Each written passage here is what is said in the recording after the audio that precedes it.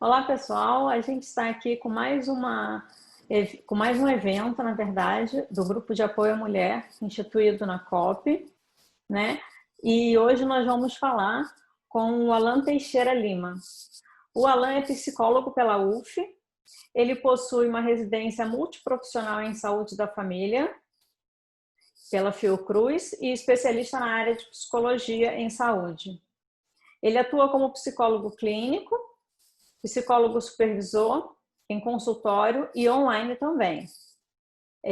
O Alan, ele integra a pesquisa de saúde mental no estudante de graduação no Brasil, que é um estudo multicêntrico e envolve várias instituições, como a UF, a UEA, a UFS, a UFMT, a FURG e o ISC. Obrigada, Alan, por aceitar o convite do Grupo de Apoio à Mulher e para falar sobre um tema, né, que é um tema bastante pertinente, independente se estamos em setembro ou se estamos numa pandemia, mas é claro que é um assunto que nos traz bastante conforto poder falar com um profissional da área e poder dar aos alunos, na realidade, um conforto em relação ao tema. Então, por favor, a palavra é sua, Alan. Muito obrigada. Obrigado pelo convite. Eu fui chamado, né, para falar sobre saúde mental, universidade, suicídio, que é a temática do momento, né, em função da campanha do Setembro Amarelo, e o quanto que essas questões todas da pandemia, né, têm trazido muitas questões para o âmbito da saúde mental. Então, é importante fazer um resgate, né, que durante a pandemia é esperado que a gente esteja frequentemente em estado de alerta, preocupado, confuso, estressado, com uma sensação de falta de controle frente às incertezas do momento, né? A gente sabe que tem uma vacina que vai acontecer, mas a gente não sabe quando. Há um risco de contágio muito grande e isso tudo desenvolve um alerta na gente, né? Então, estima-se que em torno de 1/3 ou metade da população que esteja exposta à epidemia pode sofrer alguma manifestação psicopatológica. E, dentre as manifestações, né, a perda do sono, a insônia, a ansiedade, depressão e, nos casos mais graves, até a questão do suicídio. Embora no Brasil a gente não tenha informações fidedignas recentes sobre essa questão, geralmente os dados que envolvem o suicídio no Brasil geralmente são de 3 anos atrás, a gente tem percebido através do noticiário os índices, né, as notícias acontecendo em função disso. Por conta disso, né, o Conselho Federal de Medicina, a Associação Brasileira de Psiquiatria e o Centro de Valorização da Vida, desde 2015, criaram a campanha do Setembro Amarelo no Brasil, né? E o que significa essa campanha? Significa colocar, enquanto temática, poder falar sobre suicídio sem tabu, nos mesmos moldes do Outubro Rosa, do Novembro Azul, né? Pegando essa experiência do pessoal da oncologia, a gente, enquanto política pública, né, a nível nacional, estadual e municipal, criou várias agendas, né? Então, a gente tem o dia 10 de setembro como Dia Mundial de Prevenção à Violência e ao Suicídio, né? A questão do suicídio como importante data, e a gente tem o mês de setembro todo para desenvolver essa temática. E aí, como é que é feita essa campanha, né? Essa campanha, além de ter os meios de comunicação, jornais, revistas, rádios, TV, alertando para essa temática, também a questão da iluminação dos pontos turísticos, dos prédios públicos com a cor amarela. E por que amarelo?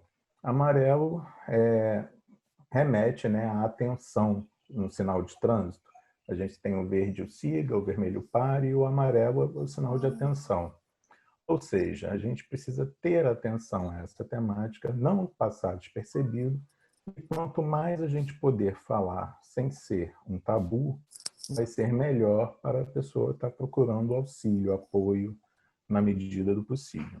Hoje, né, a gente tem a rede de atenção psicossocial, que envolve centro de atenção psicossocial, que envolve ambulatórios de saúde mental no Sistema Único de Saúde, profissionais do âmbito da saúde mental que podem acolher e orientar quanto ao uso de medicamento, quanto às terapias, de forma a não fazer com que a pessoa fique isolada, muito pelo contrário, e justamente não sentir-se sozinho, né? A questão primordial aí nesse âmbito do apoio emocional quanto à questão da prevenção do suicídio é possibilitar um canal em que a pessoa possa se expressar sem nenhum julgamento, de forma a ser acolhido.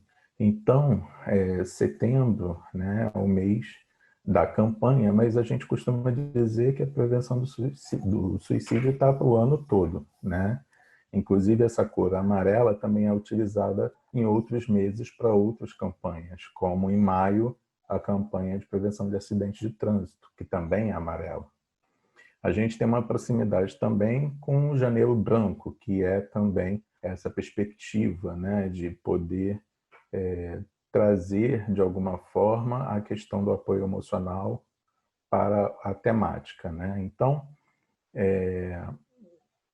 eu, enquanto psicólogo da Universidade Federal Fluminense, né, atuo no Serviço de Psicologia Aplicada, que é uma clínica escola para os alunos de psicologia, e lá, né, a gente tem o atendimento ambulatorial, assim como tem todos os cursos de psicologia, seja público ou privado, para atendimento à comunidade. Também é um local de atendimento importante a ser buscado. A UFRJ tem no campus da Praia Vermelha, né, a DPA, que é a Divisão de Psicologia Aplicada, que também tem os atendimentos, assim como também há na UFRJ um ambulatório do Instituto de Psiquiatria da UFRJ, que é também no campus da Praia Vermelha. Então, são dois locais de atendimento que envolvem ensino, pesquisa e extensão. Fora isso, vocês têm o GAM, né, que é o Grupo de Apoio à Mulher, que também possibilita esse atendimento, e certamente, junto à Pró-Reitoria de Gestão de Pessoas, à Pró-Reitoria de Assuntos Estudantis, tem atividades assim como tem aqui na universidade. O hospital universitário também geralmente tem algum setor específico para atendimento, e como vocês têm o PPMG na UFRJ e tem o Clementino Fraga Filho, né? Então acredito que também há essa possibilidade ambulatorial. Mas a gente costuma dizer, né, que a questão do suicídio é uma questão para todos, e não só no âmbito da saúde mental. E por isso que é importante estar em alerta, estar em atenção. Por isso o amarelo, de possibilitar estar atento às pessoas que estão ao nosso redor, porque muitas das vezes a gente se sente sozinho num lugar cheio de gente, né? Então, como trabalhar essa questão, né? Então, nesse sentido que a campanha do Setembro Amarelo vem para estar buscando essa possibilidade de apoio, né? Então, hoje em dia, né, além da rede SUS das universidades, a gente tem a possibilidade, né, de quem tem plano de saúde de buscar um atendimento via o plano de saúde, né, porque às vezes a pessoa acha que o SUS não vai ser a contento, mas esquece do próprio plano de saúde. Embora a gente lute, né, para que as políticas públicas possam realmente ocorrer de forma mais ampla possível, com acesso para todos, conforme elas se propõem.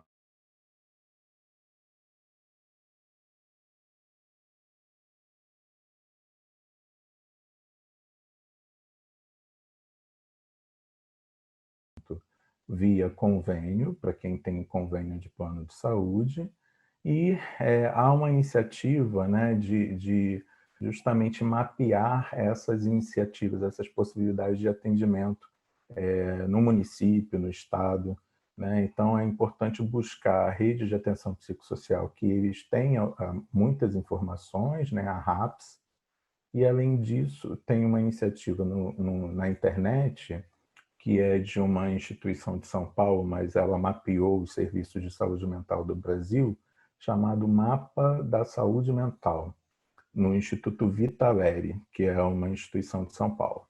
Então, assim, é importante, né, ressaltar que não é somente uma questão de saúde mental, uma questão para todos e que envolve também a possibilidade de apoio emocional para quem estiver por perto, né?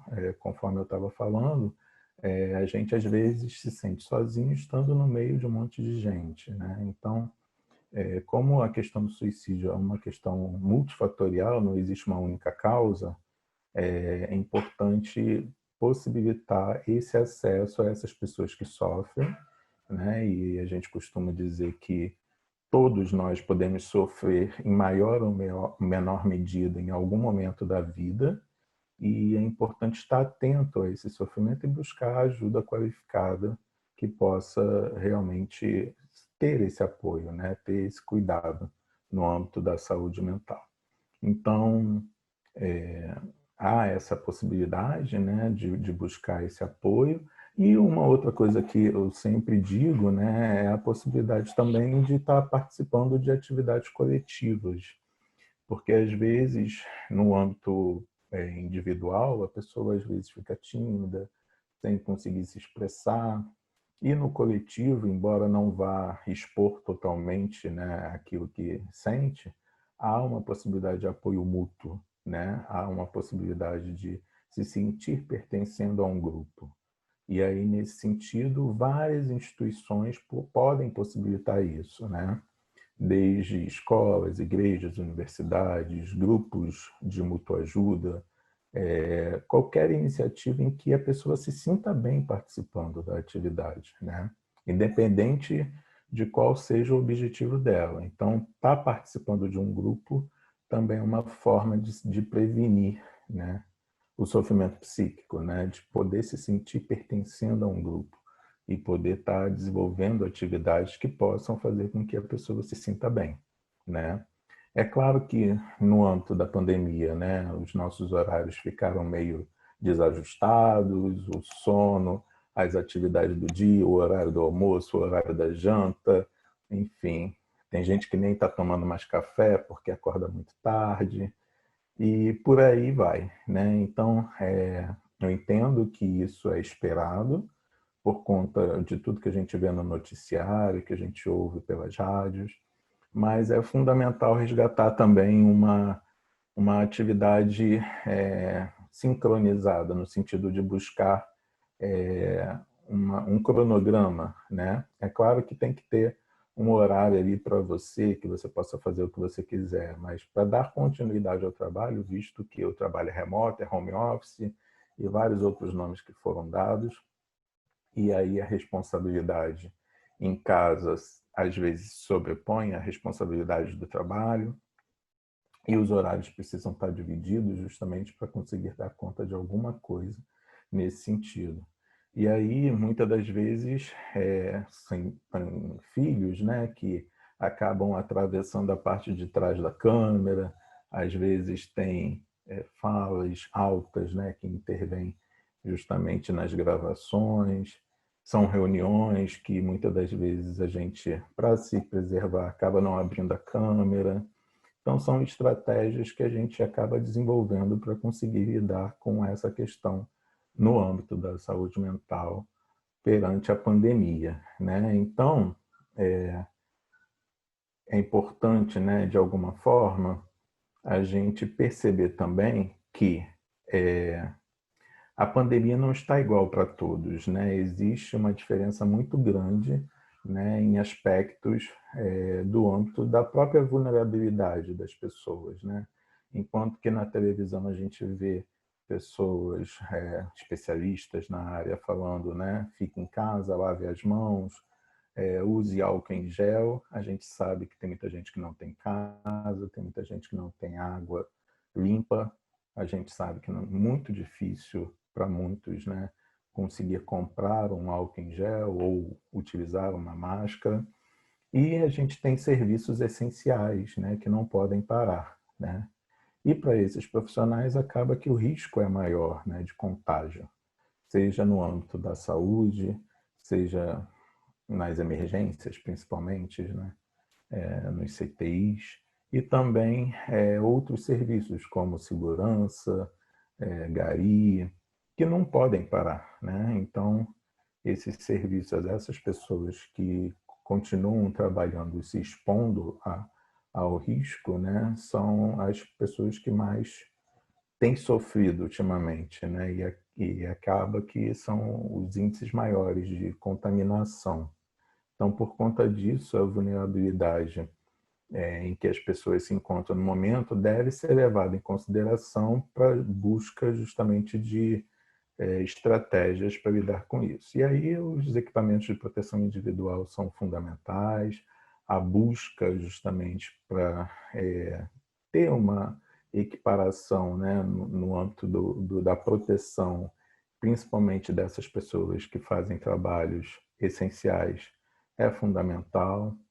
Mas, por outro lado, também é preciso, né, confiar nos processos de gestão e coordenação de protocolos de biossegurança, né? Então, não é à toa que existem regras estabelecidas, o tapete sanitizante, a dispensação de álcool em gel sem contato, a utilização de copos descartáveis para fazer uso da água e por aí vai. Então, é importante seguir essas orientações justamente para a gente se colocar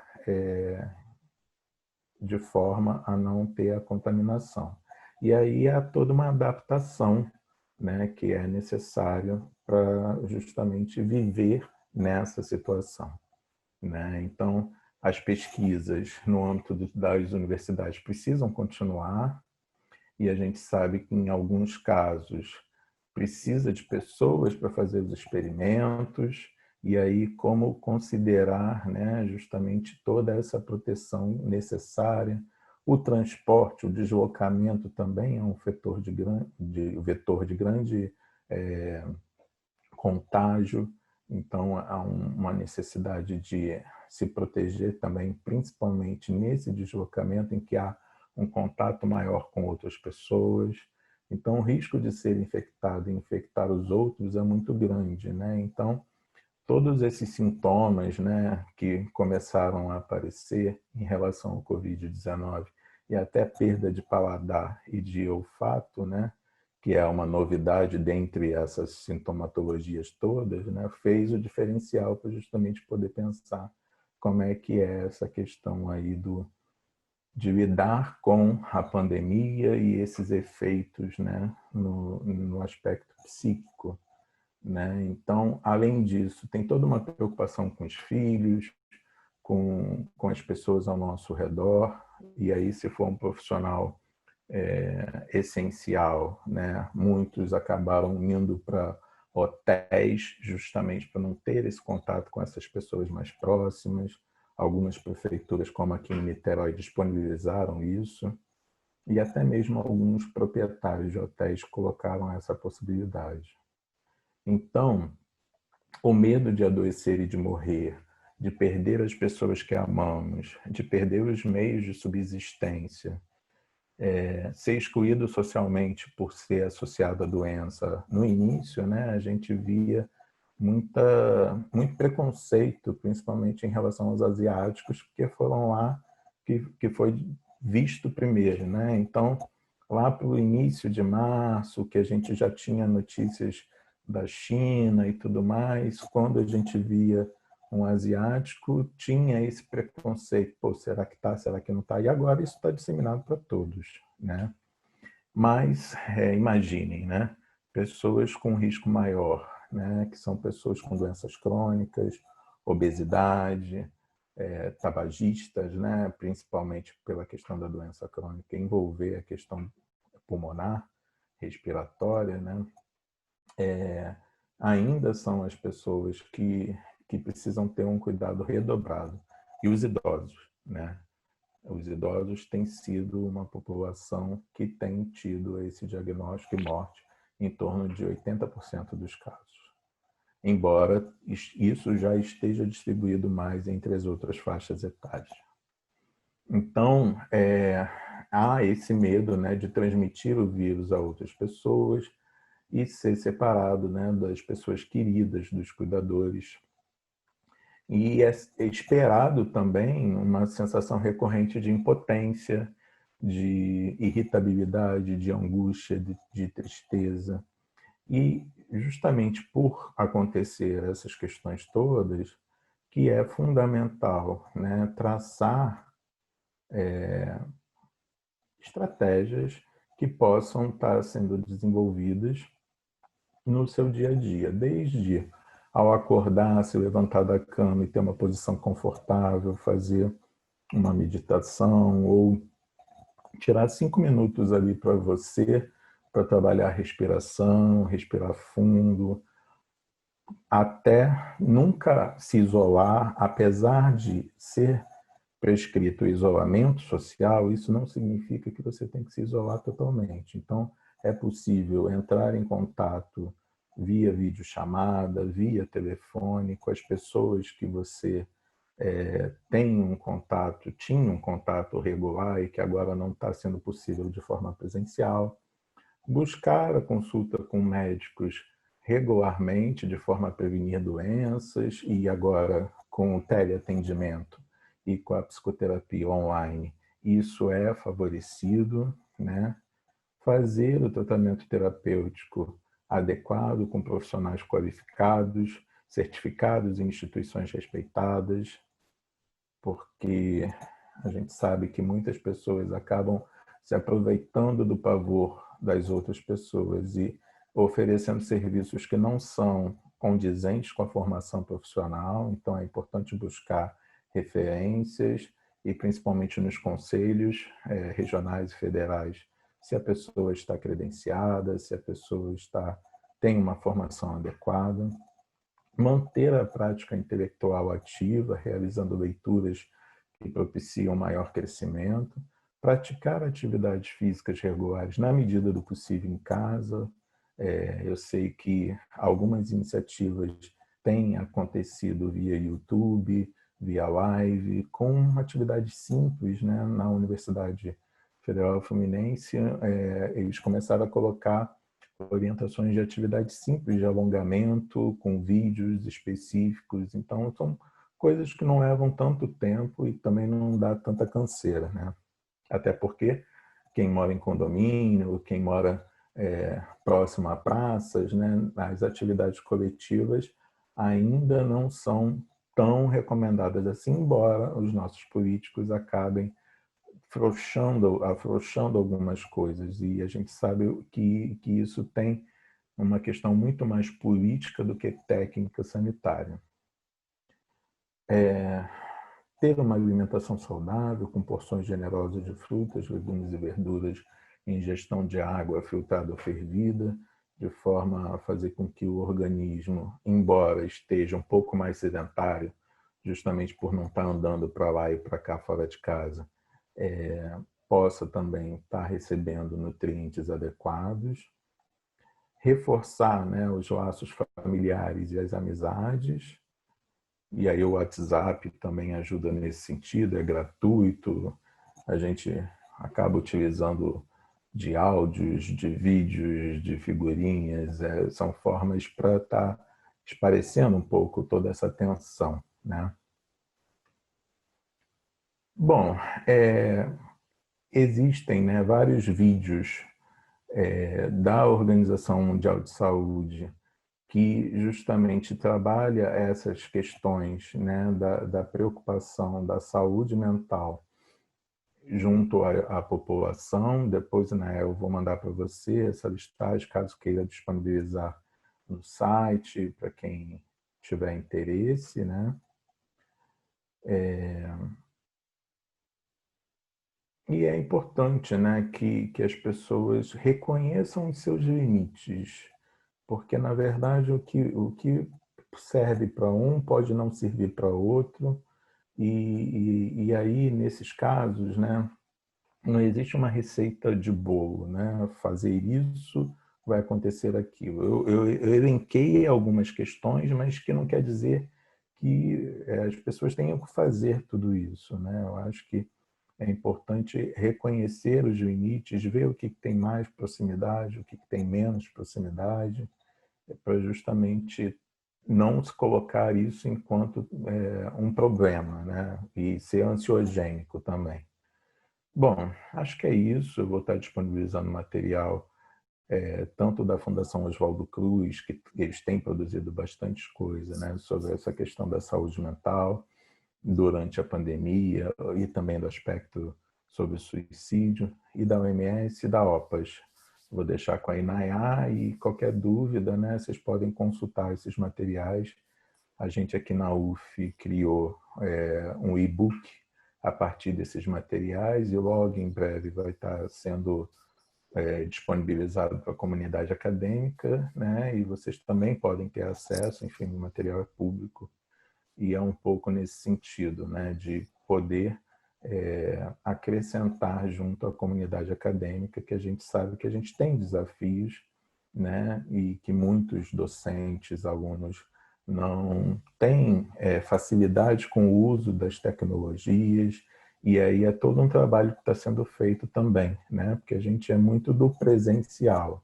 E agora o online chegou para ficar, provavelmente, com todos os seus problemas e percalços, né? De conexão, de acesso, mas acho que a gente vai precisar estar lidando com isso de alguma forma, né? O que antes não era tanto assim. Um ou outro docente já usava a plataforma Moodle, já existe algumas iniciativas do próprio Ministério da Educação de possibilitar de 20 a 40% das disciplinas serem usadas de forma online, embora nas universidades públicas isso há uma resistência maior em toda a função da precarização do ensino público universitário no país, no âmbito federal principalmente, mas me parece que veio para ficar e a gente vai precisar estar mais atento a essas questões, né? Poder aprender também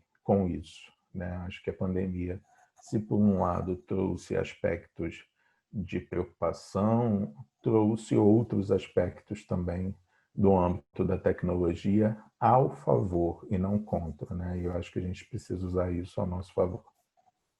É isso, né, Iá? Obrigada, Alan. Foi muito bom te escutar. E eu queria te fazer uma pergunta, na realidade, que é uma pergunta recorrente, né, no âmbito acadêmico, principalmente quando a gente está falando dos alunos, né, que alguns se cobram muito devido a essa produtividade, né, que tem que continuar, porque existem prazos. Então, eu queria te perguntar, assim, você como especialista na área, também atuando na universidade, o que você tem a dizer sobre as aulas serem suspensas realmente, continuarem remotas, sobre continuar a pesquisa dentro da universidade, né, porque é fundamental que a universidade não parou, né, isso eu acho que é de conhecimento geral, nós não paramos de trabalhar, né, como docentes, pesquisadores, técnicos, funcionários, fizemos, eu acho que em praticamente todas as universidades, nós temos um plantão, né, nós temos rodízio de pessoas, mas o que você falaria para diminuir a angústia desses alunos ou do meio universitário de uma forma geral em relação ao tocante da saúde mental nessa época de isolamento? A gente sabe que a universidade continua fazendo pesquisa, mas as aulas estão remotas, né?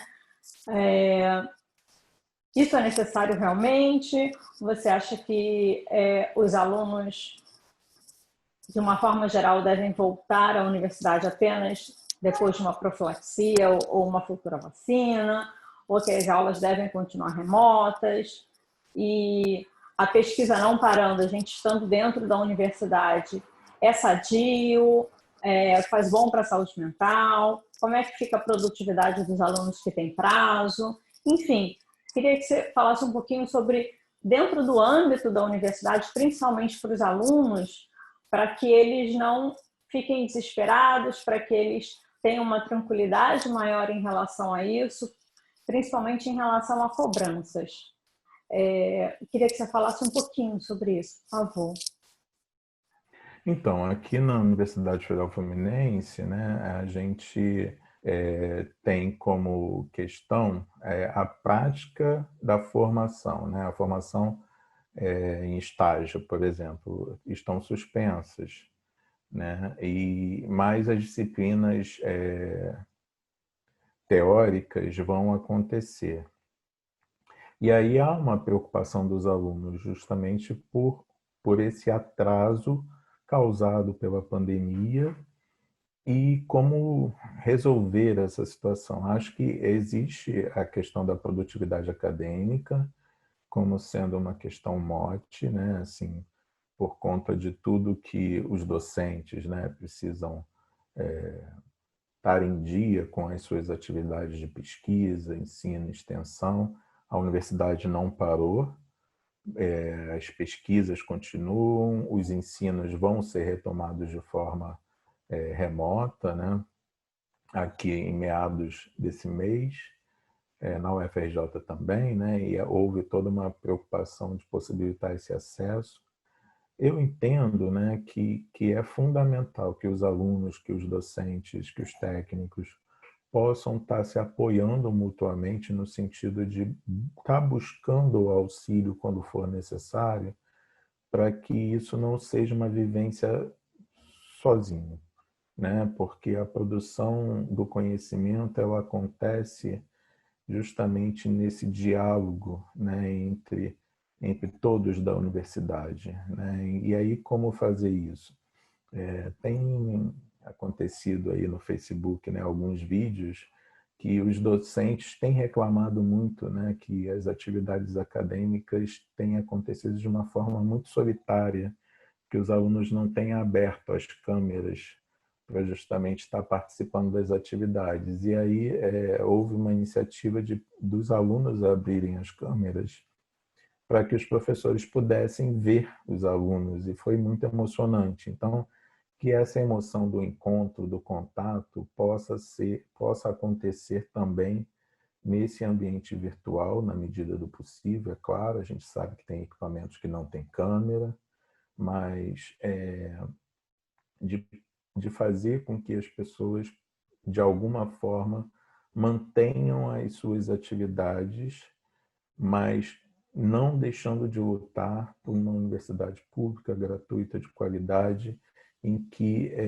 os financiamentos hoje em dia estão cada vez mais sendo reduzidos, e isso a gente tem que ter muito cuidado, para justamente essa lógica do online não vir a substituir essa lógica do presencial, que a gente sabe que tem algumas questões que ficam por conta, né? Então, a prática de laboratório, a prática de estágio, não é possível fazer totalmente online.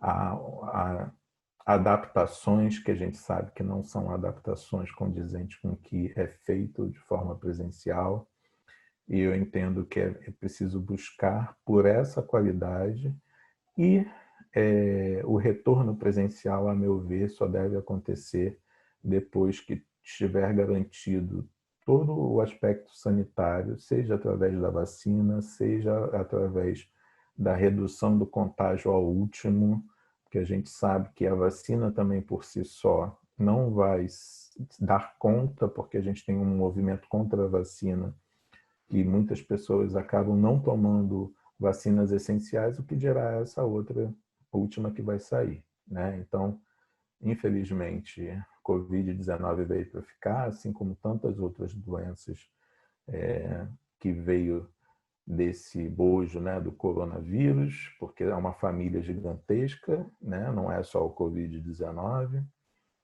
mas, por outro lado, eu entendo que a universidade ela precisa ter esse contato também.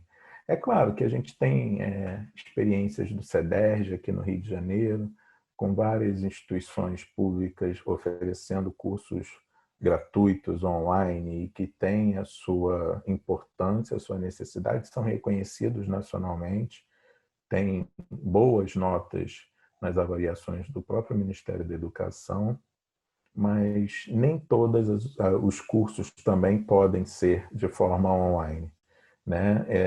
O Conselho Nacional de Saúde, né, publicou profissões, né, que isso não é previsto. Por exemplo, como é que você vai formar um médico, um enfermeiro, um dentista e um psicólogo de forma 100% online? E aí existe um lobby das universidades privadas justamente buscando isso, porque é uma maximização dos lucros, né? Porque a gente sabe que tem cursos que têm um retorno financeiro muito alto, né? Mas também é um custo muito alto.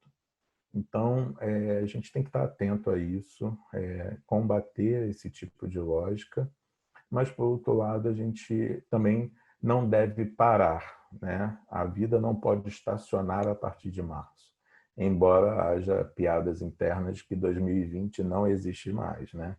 Mas existe, a gente sabe que está aí, né? E muitos professores aproveitaram para colocar em dia os pareceres das revistas que recebia, muitos professores conseguiram se organizar para término de artigos. Enfim, o âmbito acadêmico requer uma complexidade, né, de atividades que muita gente que é fora da academia não tem a noção do quanto que se trabalha.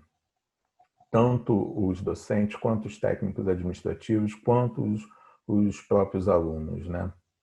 Então, muitas das vezes as pessoas acham que a universidade é uma simples continuidade da escola.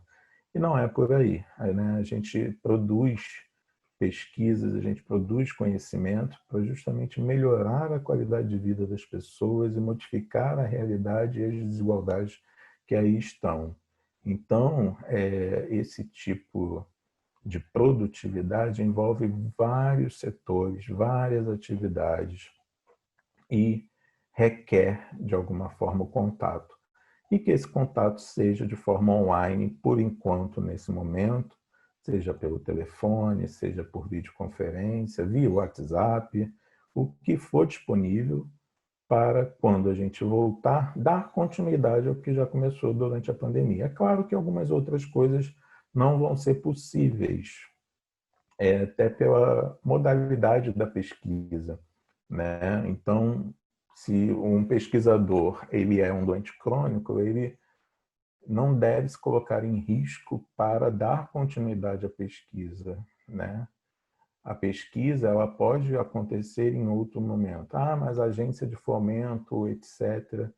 É importante fazer uma escrita justificando tudo que foi feito, tudo, porque todo mundo sabe do que está acontecendo e é possível se repensar algumas coisas. Não precisa estar com uma autocobrança que é muito comum no âmbito acadêmico, a ponto de se colocar em risco. É o que eu penso, né, nesse sentido.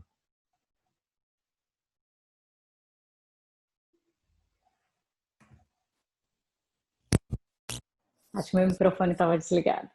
Em nome do GAN, eu queria agradecer muito a sua fala. Eu acho que ela é muito importante para nós, docentes, alunos, funcionários e comunidade como um todo, né?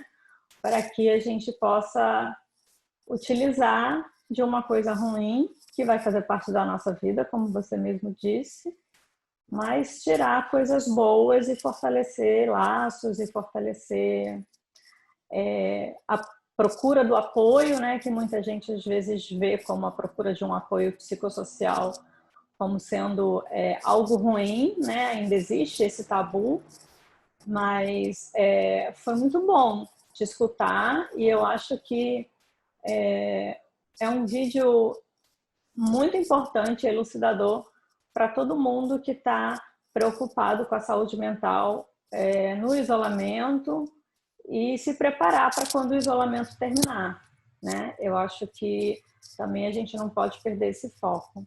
Mas eu queria te agradecer muito. O que você for enviar eu vou disponibilizar aqui no site do GANS e qualquer outra dúvida também eu vou disponibilizar, tem seu e-mail aqui no site. Então, eu agradeço muito, né, em nome do Grupo de Apoio à Mulher, né, instituído aqui na COP ano passado, em 2019, e espero poder também, com esse vídeo, dar continuidade aos eventos que a gente está fazendo agora em setembro, e o próximo vai ser um webinar ao vivo no YouTube, né, com 4 participantes, um deles também voluntário do CVV, né, que é o Márcio, que você conhece, e mais 3 profissionais da área de saúde mental. Então, muito obrigada, te agradeço muito e te dou muita gratidão. Muito obrigada mesmo. Obrigada. Obrigado a vocês. Qualquer coisa pode mandar e-mail, que eu respondo. E estou disponível para o que for necessário nesse momento também. Tá ótimo, Alan. Obrigada. Obrigada pelo seu tempo. Tchau, tchau.